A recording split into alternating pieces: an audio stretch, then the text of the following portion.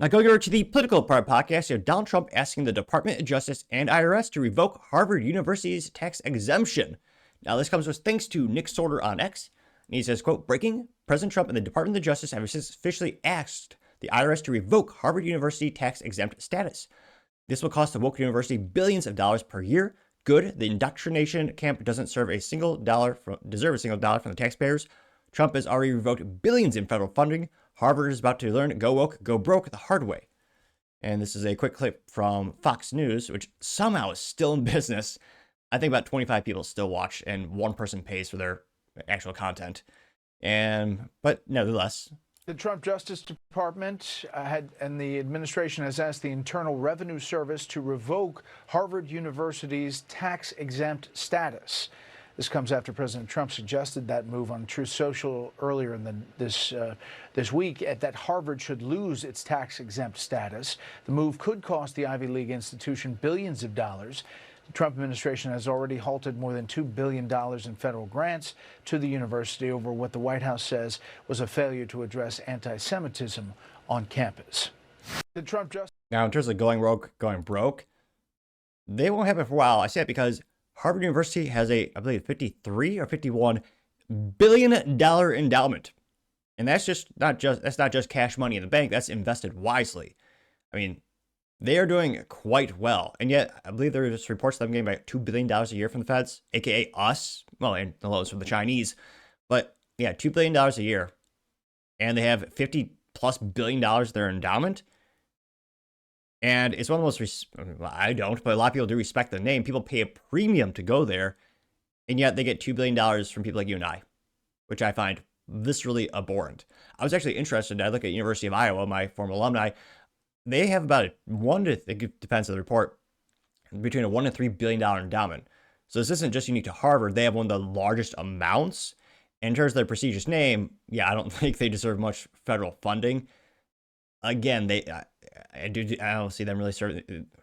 Colleges has become such an indoctrination point. Even Iowa was disappointed as mostly radical leftists that led the university. A couple good professors and good people, of course, but I mean, even then, where you would consider that to be, much more middle of the road, even that was radical left, and that was, what was it, 2000? When was there?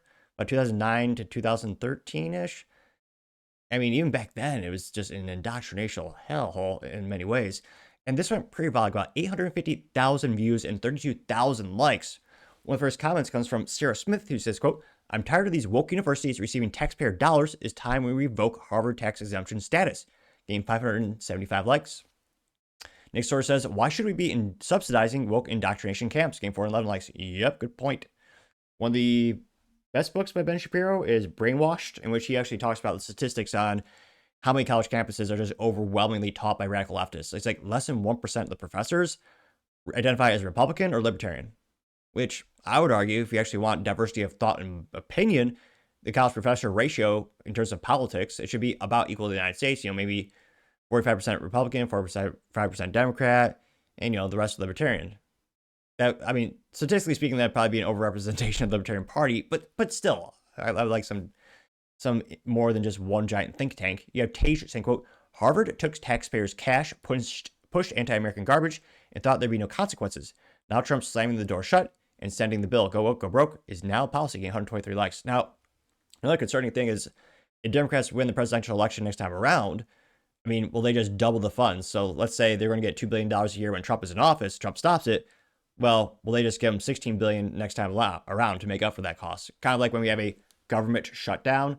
A lot of people think it's a good thing. Personally, I kind of like it because it kind of shows you how woefully you don't need the federal government in terms of how little your life is affected when there's a federal government shutdown.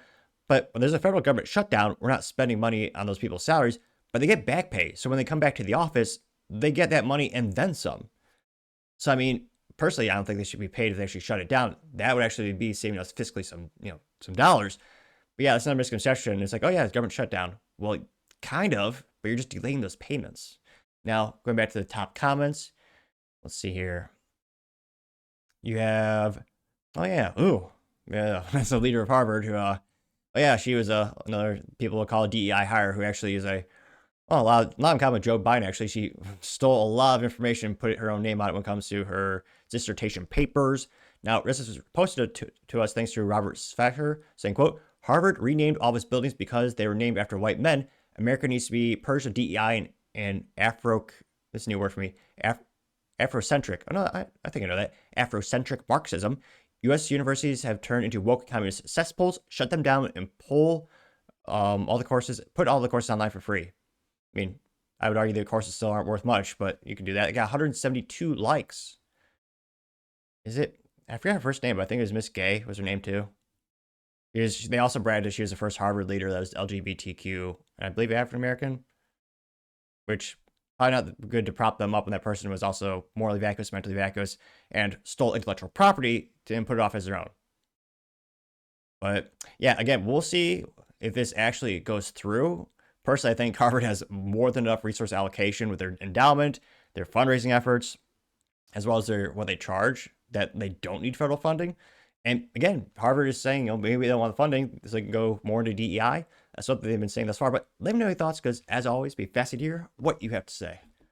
Thank you, everyone, for taking the time to tune in today. Again, try to get to 5,000 subscribers by the end of the month, so you can click that button. I really appreciate it. Also, give me a thumbs up, thumbs down, or a comment. It's a great way to give me some additional feedback, letting me know how I can make the show better and better. Lastly, don't forget to take time to tell your family, tell your friends, tell your coworkers, heck, tell your enemies, tell anyone and everyone. Just stay safe, fight the good fight.